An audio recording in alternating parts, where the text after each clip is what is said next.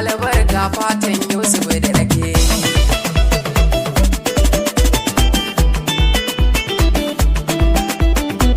da guban kiɗa na waƙe magida na kuwa babba ga ango da amarya, Alhaji Usman na gada ɗan gaske fa babba ga ango da amarya, shi ce da ni Yusuf zaki baiti babba ga ango da amarya, auren Anas da Fati abokina ne babba ga ango da amarya. fatan alkhairi na gade ke yi babba Allah waka na fa tana daɗi sosai fa Dan komedi ne fa.